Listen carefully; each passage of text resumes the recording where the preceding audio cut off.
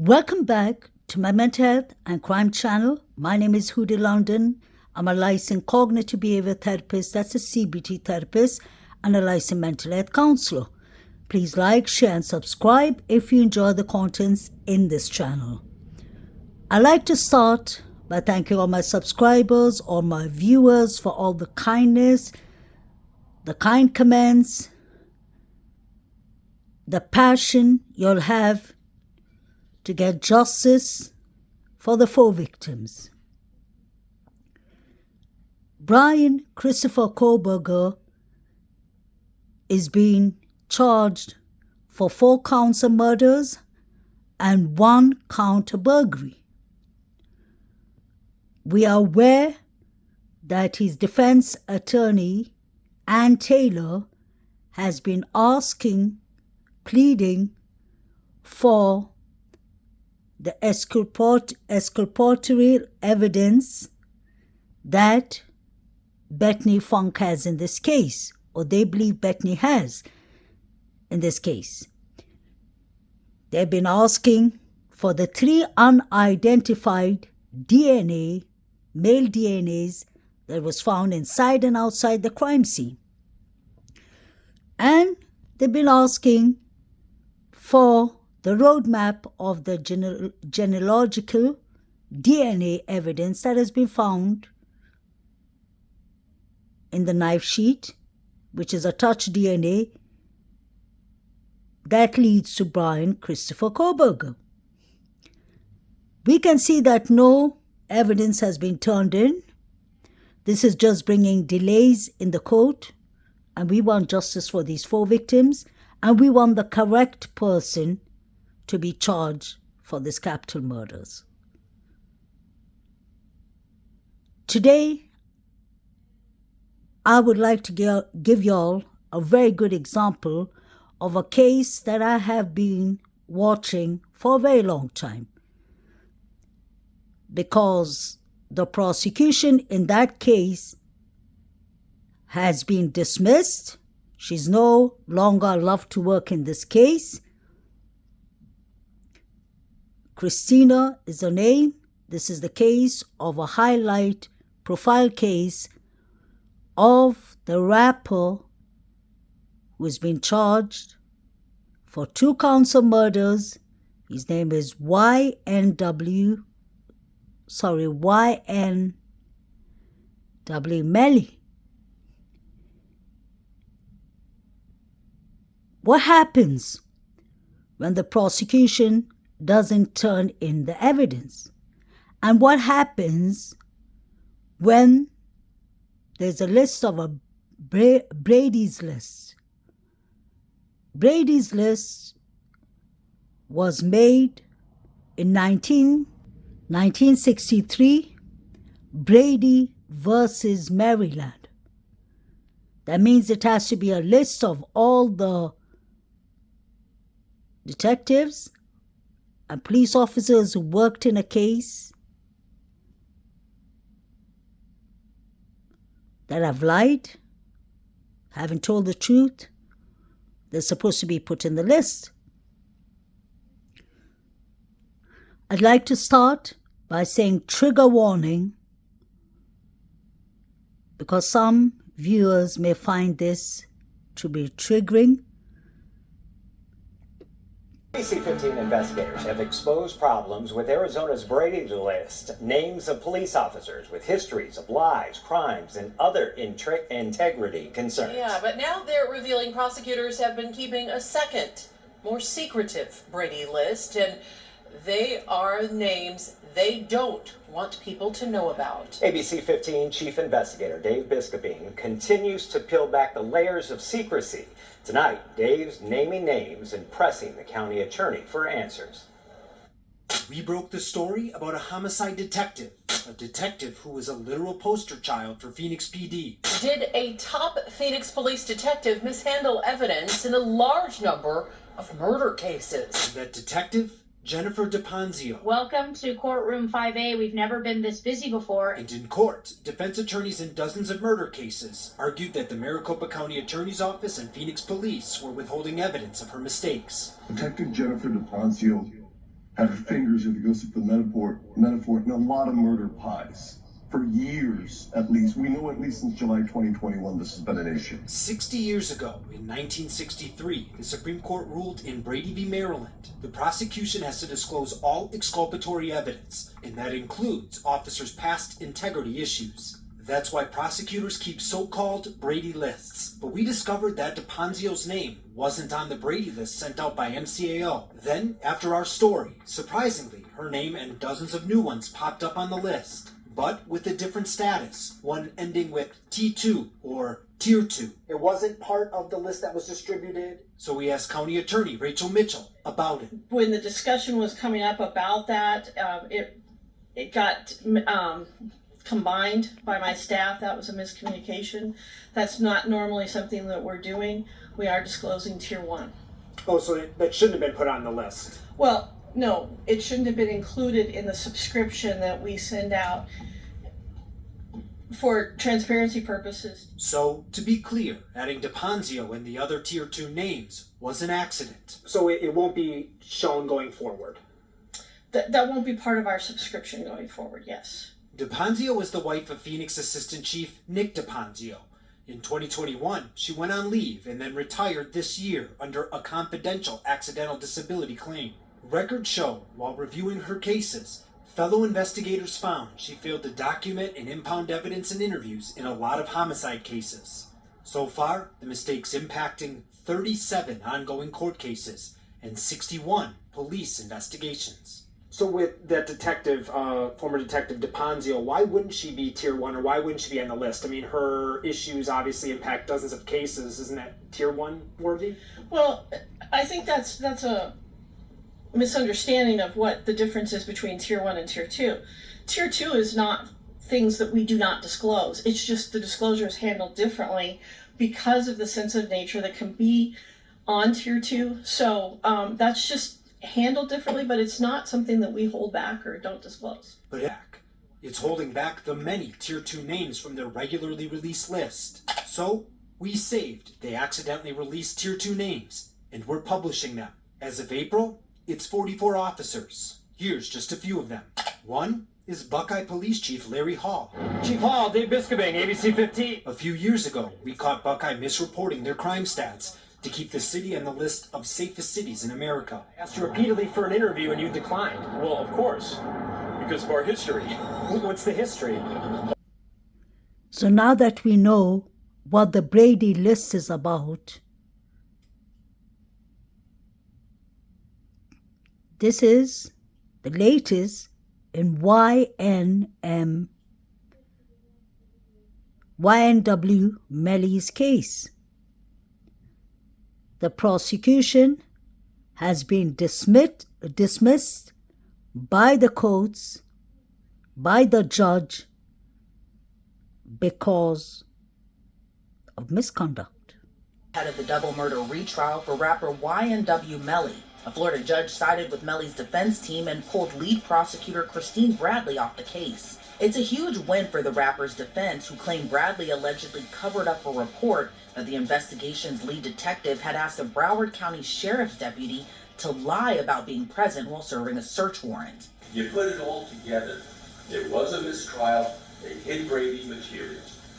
Making Mr. Dennis go through another trial is a violation of double jeopardy. Jeopardy should have attached because of what occurred. Broward County Circuit Court Judge John Murphy granted the defense motion out of an abundance of caution, stating he didn't find Bradley's integrity had been compromised, but agreed that since the defense plans to call Christine Bradley to testify as a witness in the upcoming retrial, she could no longer serve as a prosecutor. The issue of credibility of the statement,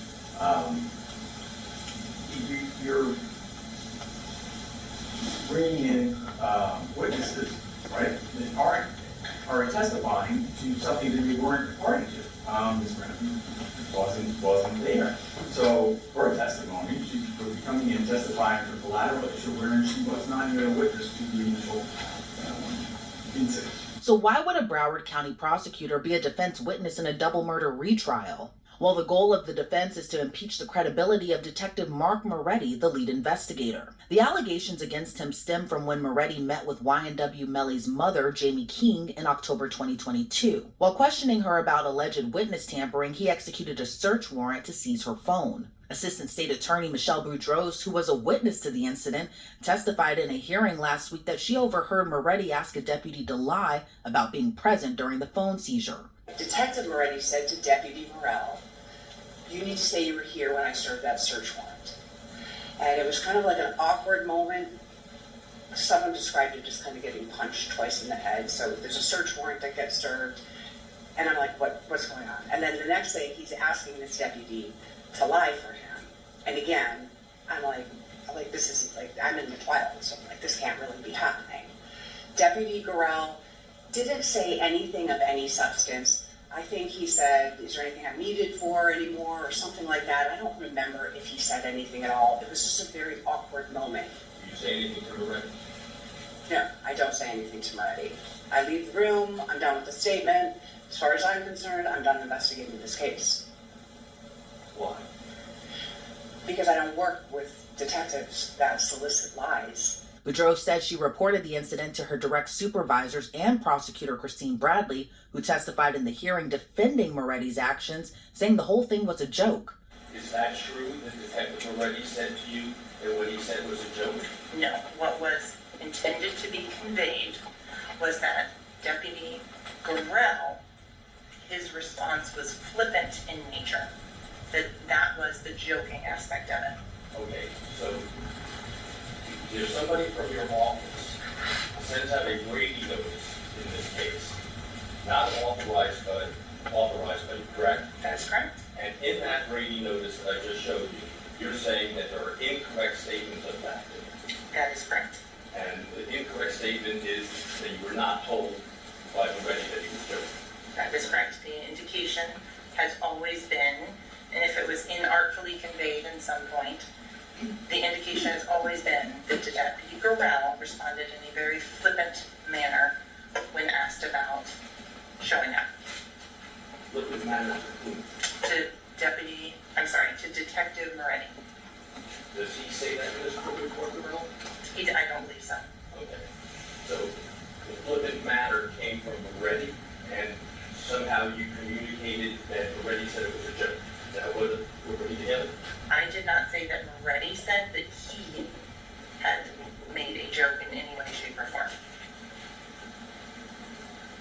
So you've never made the statement that Moretti said he was joking? My statement was, at all times, and if it was ever not clear or misinterpreted by whoever was listening to it, was that Deputy Gorell made the statement that was of a flippant nature. On August 30th, 2022, Christine Bradley filed a Brady notice which requires prosecutors to disclose material and exculpatory information to the defense. But as Michelle Boudreaux testified, the notice made no mention of her statement that Detective Moretti instructed the deputy to lie about being present. It wasn't until nearly a year later in September 2023, months after Judge Murphy declared a mistrial in Melly's first trial, Michelle Boudreaux says she noticed no Brady notice was ever filed and brought it to the attention of the state attorney's office. We believe that we would have testimony that they were instructing Miss Bradley to file the Brady notice. And this goes back as early as basically in October, November, whenever that was, of 2022. The testimony will show that after they did that, pretty much everybody put their head in the sand. They did not check into things. She went through a whole trial. We sat through the trial. Nothing was mentioned about Brady. We find it hard to believe that nobody would have asked her, even after the hung jury, well, how did you handle that Brady issue? And according to the defense, after Boudreaux brought it back up, Christine Bradley still did not file the notice. Instead, it was filed by another assistant state attorney, Chris Killeran. That Miss Bradley refused to sign the Brady notice that was prepared by the supervisors in the office, and she refused to sign it. In fact, It was handed to her by her secretary, and she said, "I'm not signing this." And that's why Mr. Killeran from Public Corruptions had to sign that Brady notice. Once Melly's defense team contacted Boudreaux's, Christine Bradley filed the Brady notice concerning Detective Moretti's statement. Then just 2 days later, filed an amended notice stating the incident was a joke and the deputy was trying to be funny. After learning of all that transpired, the defense motioned to remove the entire Broward County Prosecutor's Office and the State Attorney's Office from the case. The judge ultimately denied that motion to recuse the State Attorney's Office. However, in Judge Murphy's order granting the recusal of Prosecutor Christine Bradley, he wrote, given the conflicting Brady notices and Ms. Bradley's apparent animus towards Michelle Boudreaux, there is sufficient concern that the defendant will suffer actual prejudice if Christine Bradley continues to serve as a prosecutor in the case. Judge Murphy also wrote the court is concerned about whether Christine Bradley departed her role as a zealous advocate for the state and is now personally invested in the credibility determinations of Detective Moretti, Michelle Boudreaux, and the outcome of the trial. Right now, it's unclear who will replace Christine Bradley as lead prosecutor for the upcoming double murder retrial. But Melly's defense team isn't waiving his right to a speedy trial, which runs out on October 20th. So moving from the Melly's case, which is a death penalty case too, let's move to Brian Christopher Kohberger. This was 3 months ago when defense attorney Ann Taylor was asking the judge that the prosecution needs to hand over all the evidence that they have linking this crime, these horrific murders, to Mr. Brian Kohberger. And please watch to the end, because I found something very interesting in this case that is exactly about the Brady's list. How interesting. To speak into the microphone so we can have a good record. All right, I think those are my general announcements or cautions, and I think we've sort of boiled things down to some issues on the motion to compel discovery. Some of those issues have been resolved, some have not. So let me go to you, Ms. Taylor, to start off. Where do we start? Your Honor, we would request that we start on the defendant's motion to compel and second motion to compel. I believe the third motion to compel will be heard on a different date. True. As it relates to the two motions to compel, and I'll present my arguments whenever the court's ready, but I can direct the court exactly to the numbers in those motions to compel that are still up for discussion today and requested for the court. Excellent. I'm ready. On the original motion to compel, we are only seeking the court to order number 6 be complied with in that motion, in that particular motion. Okay, let me take a look at that. Number 6. And so this is the motion to compel discovery that was filed on May 4th. Yes, Your Honor. Number 6.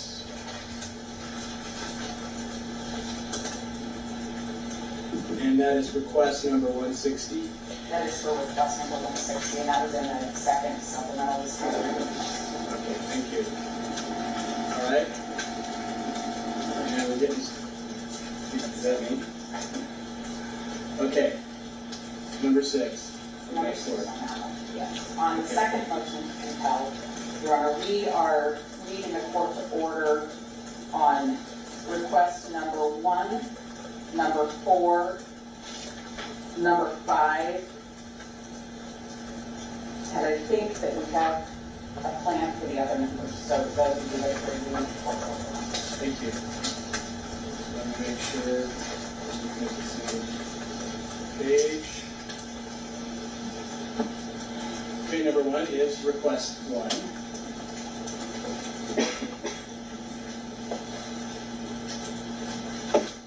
Number 4 is request 23.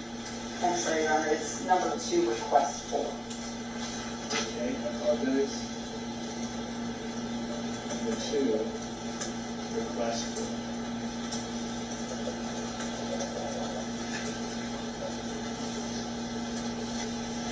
Okay. And you said number 5? And number 5, which is request 109. Thank you. All right.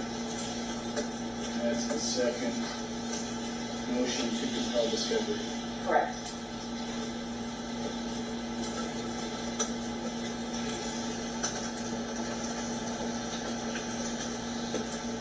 All right. You want to make an argument about those? I would like to. Okay, go ahead. Thank you. Your Honor, first, I want to start with talking about the discovery process. As the court knows, we have been representing Mr. Koberger since the very end of December of 2022. And during the course of the last several months, there has been a lot of discovery that's been requested and a lot that's been supplied. I come here asking the court to compel discovery. I'm seeking an order directing that we receive this discovery. I'm not seeking any other kind of sanction. I don't come here saying that the prosecutor has done something wrong. I come here saying that there are things that we have a disagreement about whether I should get them or when I should get them, and we seek a court order to assist us in this regard. Yesterday, we filed an exhibit that related to our motions to compel, and the purpose of that exhibit was to show the court how the discovery is coming in and what we are reading through to try to find the information, and to let the court know that our office is making extraordinary efforts. Mr. Koberger's team works nonstop, and when we ask for discovery, it's because we have reason to believe it exists. So I wanted the court and counsel to be aware it's not a fishing expedition. These are real items that are really necessary to investigate this case and prepare Mr. Koberger's defense. So with that as the background and the frequent communication with the prosecutor's office to try to obtain the materials we need, we have come to an impasse in a few areas, and that's what brings us to court today. As the court knows, discovery is governed by statute to prevent an unfair trial, to prevent trial by surprise, and also to protect a charged person's rights to meet their defense. It protects their Sixth Amendment rights to have a sufficient and a prepared counsel, I should say, as we have a duty to investigate the case. So in preparing our case for Mr. Koberger, we've asked for several things that we still need. I'll talk first about request number 6 in the first motion to compel, and that stems from discovery request 160. It's training records. These are training records of 3 specific police officers. Your Honor, we have not asked for training records for every officer that has had anything to do with the case. I would not want to stand here and let the court think that this is an exhaustive list of the officers that we might need training records for. But these are 3 officers that we've requested it for, and the state has indicated they're not willing to give us the training records. These 3 officers are officers that have each conducted critical interviews with critical witnesses in the case, made decisions about the interviews, made decisions about evidence, and conducted other kinds of investigations. We seek their training records to understand their processes. The training records, Your Honor, they are records that we've been able to obtain from various police agencies in the past. In this circumstance, are not records that I can find on my own. These are not things that are on the internet. They're not going to just hand them over to me. The 2 of the officers that we've requested them about are Idaho State police officers. I have often received training records for Idaho State police officers in the preparation of other cases during the course of my career. They are imperative for us to understand the specialty in interrogating and interviewing people, and for making the decisions that they made with regard to things taken as evidence in the case or things followed up on or not followed up on. That is the purpose for those records, and we're asking the court to order the state to provide the training records for those 3 officers.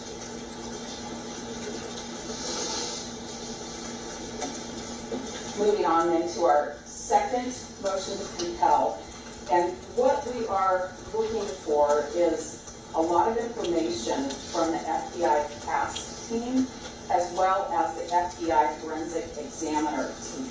What we're talking about here is the task team are the FBI examiners that use cell phone records to provide a lot of information that found its way into the probable cause affidavit that the state relied on in arresting Mr. Koberger.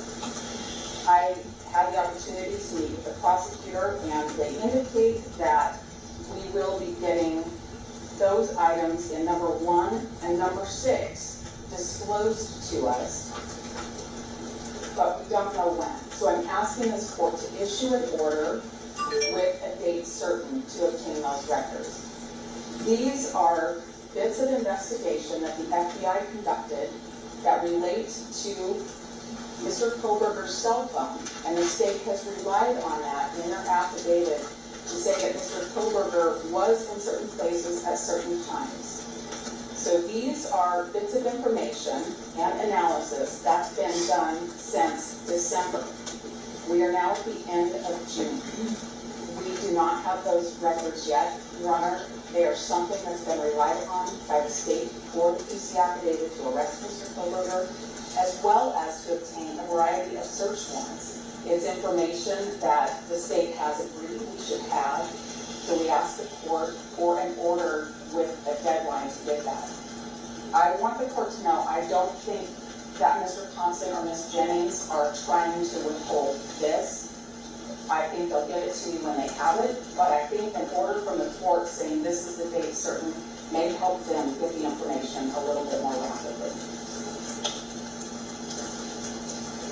I'll move on to our last request, and that's number 2 in the second motion to compel, request number 4, and that has to do with the FBI forensic examiner that told the state to look for a white Hyundai Elantra. This is the examiner that originally there were certain years looked for, and that year range was expanded.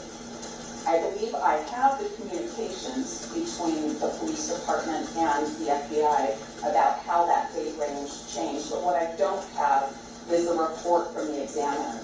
I did receive the CD, curriculum vitae, from about the examiner late yesterday from the prosecutor's office, so I'm asking the court to order a deadline for the report to be given to the defense. Again, the court's read the probable cause affidavit that led to Mr. Koberger's arrest, and the court can see that this vehicle identification was heavily relied on by the state to arrest Mr. Koberger, as well as to obtain a lot of other search warrants. This is information that is very necessary for us to prepare our case. I don't think Mr. Thompson and Ms. Jennings are withholding anything. I think they don't have it, but I think we need a court order with a deadline so that we can get that. As the court is aware, the state has a duty to provide discovery to the defense. As the court is aware that not producing discovery, especially when it's material, can be a due process violation. And as the court is aware, the state has filed its notice of intent to seek death against Mr. Koberger. These are critical, relevant materials, all of them, including the police training records. They're necessary for us to prepare and present our defense of Mr. Koberger. They're necessary for us to do our investigation. They're necessary for us to prepare our case and our motion practice moving forward. These are things that we need to have. There is a heightened standard now that the state has filed its notice of intent to seek death, and these are very relevant, critical bits of information. They are discoverable, and we're asking the court to order that they be supplied to us. Let's summarize this. Defense attorney Ann Taylor is asking for the range model of the Hyundai Elantra, because the range model that they were searching for, the FBI and the police, was from 2011 to 2013. How did they come to that conclusion that it was the 2015 model that Brian Christopher Koberger was driving. Ann Taylor is even asking for the DNA evidence, the genealogical DNA evidence of the touch DNA of the knife sheet. She's asking for the 3 unidentified DNAs. This has been going on and dragging on for a very long time. This hearing was the one done 3 months ago. And still in October, she's still without the evidence. Now, I wanted to show y'all something that I came across while researching this case, and it's very interesting because this case has something to do with the Brady's list, the misconduct of police officers, or at least an officer. We still are not sure, but listen to this here. Prosecutors building a case against the man accused of killing 4 University of Idaho students have told a judge that one of the officers involved in the case is being investigated by Internal Affairs. Prosecutors filed a notice saying the state became aware of a potential Brady Giglio material that refers to a constitutional obligation to ensure a fair trial and to disclose material that could impact a finding of guilty. Now, the prosecutor does not say what the information is, or if it involves this case specifically or just an officer who was involved in the case. We did try to get clarification, but because of a gag order, no one involved in the case can answer any of our questions.